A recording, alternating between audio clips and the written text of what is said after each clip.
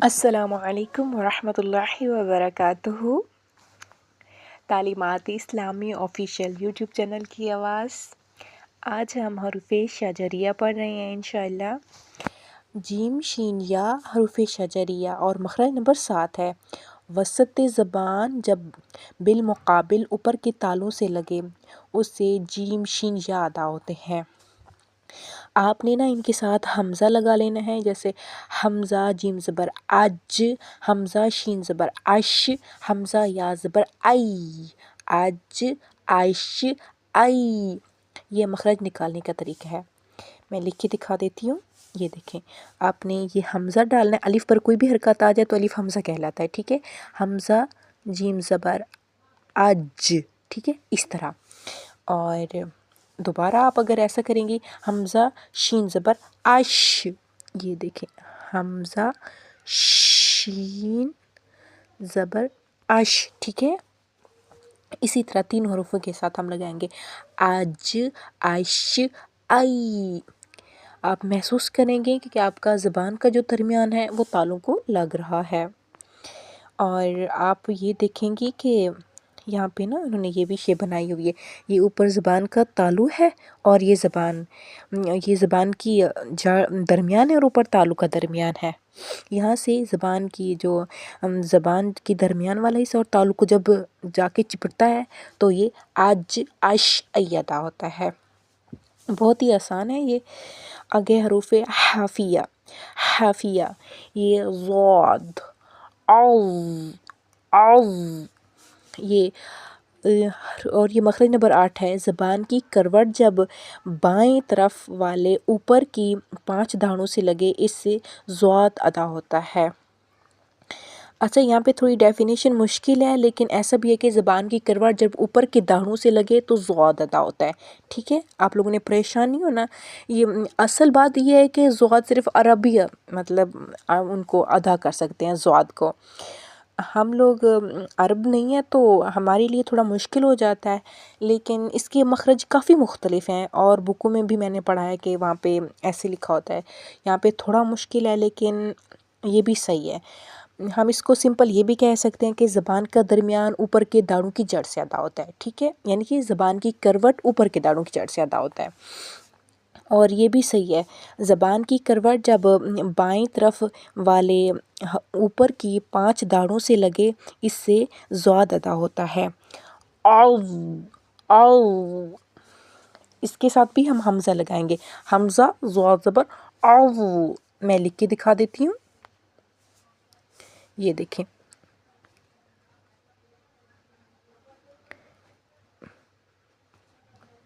یہ دیکھیں، حمزہ ضاد زبر عظ، عظ۔ آگے ہمارا حروف طرفیہ، حروف طرفیہ، لام، نون، را۔ ان کو بھی ہم حمزہ کے ساتھ لگا کے مشق کریں گے، ال، ان، ار۔ یہ مخرج نمبر 9 ہے۔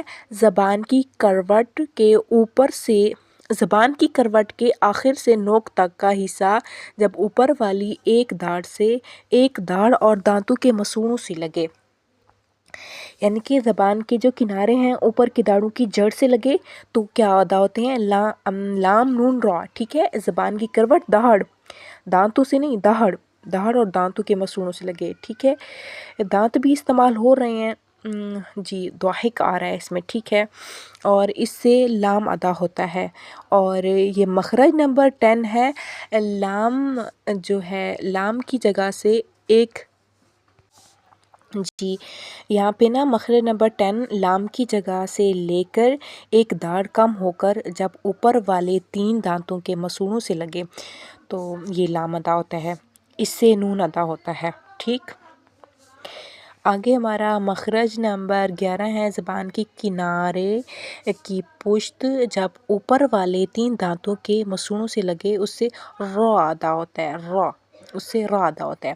بس آپ نے سمپل میں یہ یاد رکھنا ہے کہ لام، نون، را حروف طرفیہ، زبان کا کنارہ اوپر کی داڑھوں سے ادا ہوتا ہے، ٹھیک ہے۔ یہ آسان ڈیفینیشن ہے۔ اگر آپ نے بالکل تھوڑا سا یاد رکھنا ہے تو یہ رکھ لینا کہ لام کی جو ہے اوپر والے 3 دانتوں کے مسوڑوں سے لگتے ہیں زبان کا کنارہ، اور جو را ہے اس کی زبان کے کنارے کی پشت جب اوپر والے 3 دانتوں کے مسوڑوں سے لگے اس سے را ادا ہوتا ہے، ٹھیک ہے۔ آسان ویسے یہ ہے کہ زبان کا کنارہ اوپر کے دانتوں سے ادا ہوتا ہے۔ اور آگے ہیں حروف نطعیہ، حروف نطعیہ، تا دال طا، ات اد اط۔ مخرج نمبر 12 ہے زبان کی نوک جب اوپر والے 2 دانتوں کی جڑ سے لگے، زبان کی نوک جب ثنایا علیہ کے دانتوں کی جڑ سے لگے، سامنے کے 2 دانتوں کی جڑ سے لگے، ٹھیک ہے، یہ آسان الفاظ ہیں۔ اس سے تا دال طا ادا ہوتا ہے۔ آپ حمزہ کے ساتھ اس کی مشق کریں تو آپ کو آسان لگ جائے گا، یہ دیکھیں، حمزہ تا زبر ات، ات ات، اد اد، ات ات، ٹھیک۔ اور حروف لثویہ، حروف لثویہ، ث ذال ظا، اذ اذ او۔ مخرج نمبر 13 ہے زبان کی نوک جب اوپر والے 2 دانتوں کے سرے سے لگے، ٹھیک ہے، دانتوں کے سرے، اور زبان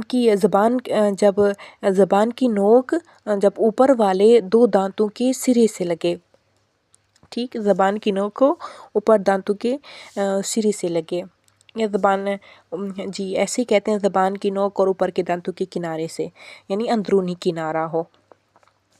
اذ اذ او، اس سے ثا ذا ضا ادا ہوتے ہیں، ٹھیک ہے۔ آپ نے اس کے ساتھ بھی حمزہ لگا کے مشق کرنی ہے، انشاءاللہ پھر بہت فائدہ ہوگا۔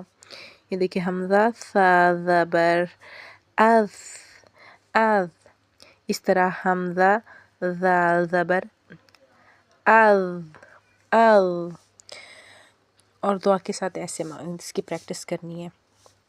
آگے ہیں حروف صفیریہ، ز سین صاد۔